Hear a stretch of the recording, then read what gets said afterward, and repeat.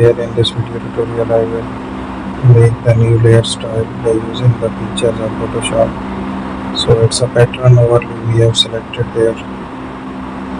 Now we will select a pattern. Out of them we will select it. We can decrease and increase the opacity of the pattern.